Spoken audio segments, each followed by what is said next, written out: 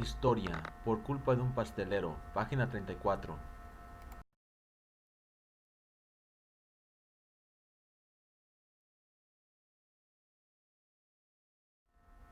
Por culpa de un pastelero.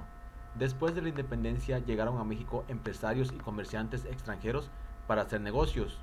Muchas veces sus propiedades y sus negocios resultaban dañados durante los frecuentes enfrentamientos entre grupos políticos.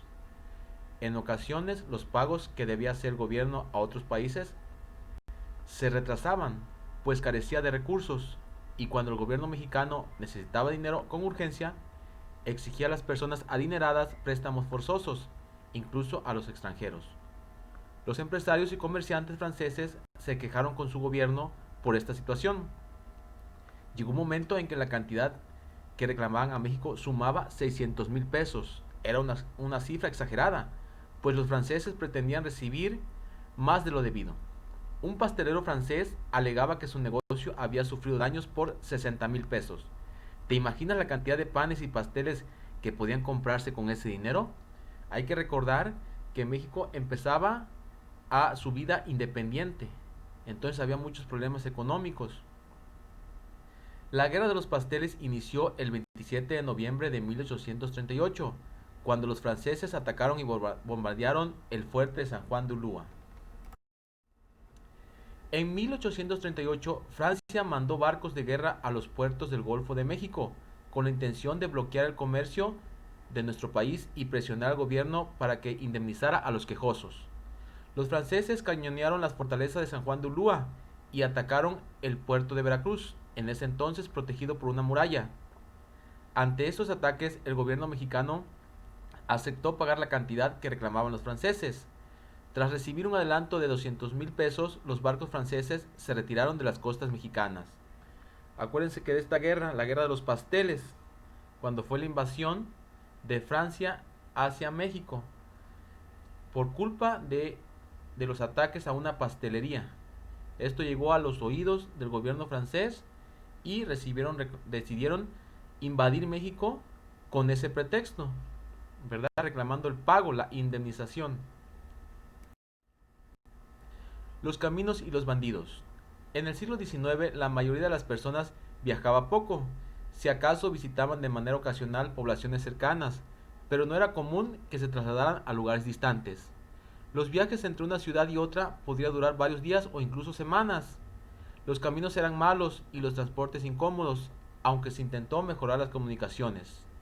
Ya en 1832 un viajero escribió: no hace todavía muchos años era necesario emplear 2 días a caballo para ir de Puebla a México.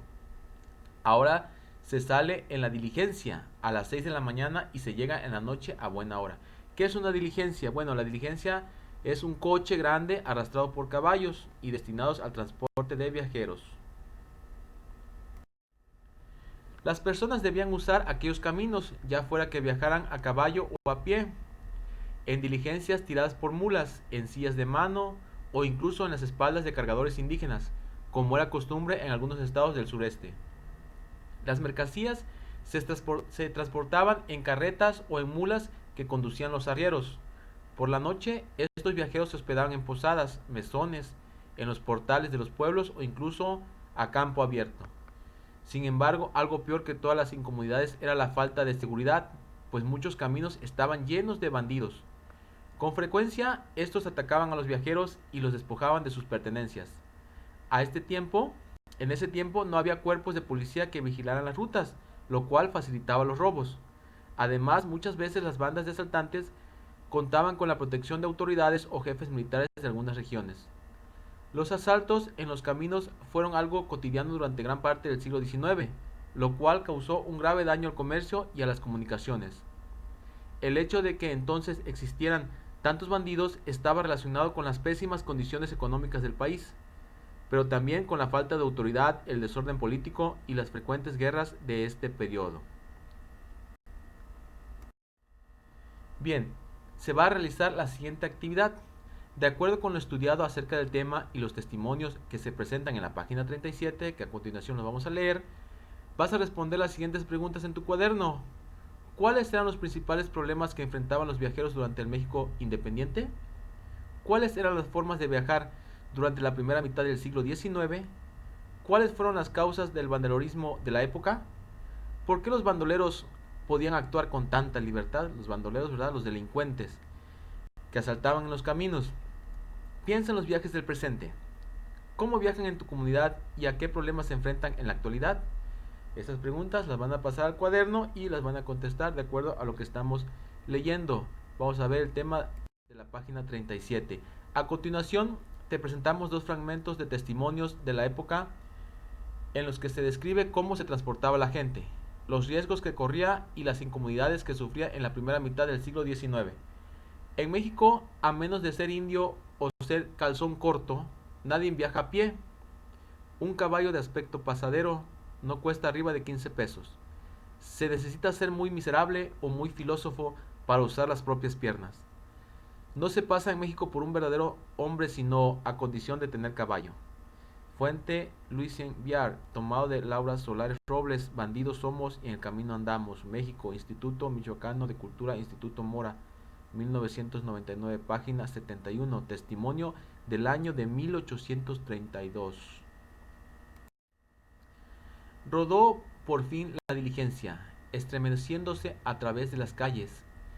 Ya encarrerada traspuso la alameda y el traqueteo fue acomodando a cada quien en su lugar. Y con ello comenzamos a sentirnos más holgados. El camino carretero que conduce al desierto es pésimo y las mulas apenas podían con el cargado carruaje en las ásperas crestas de los cerros.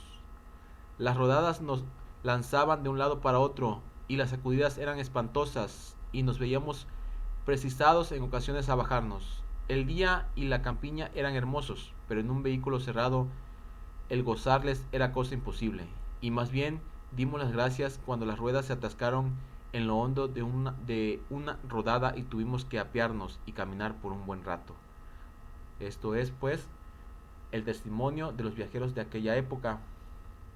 Fuente Madame Calderón de la Barca, La vida en México, México, Librería de la Viuda de Bauret, 1920, páginas 334-335, testimonio de 1842. Bueno, esta es la actividad de historia, contestar las preguntas y les deseo una feliz Navidad y que se la pasen muy bien y espero verlos pronto.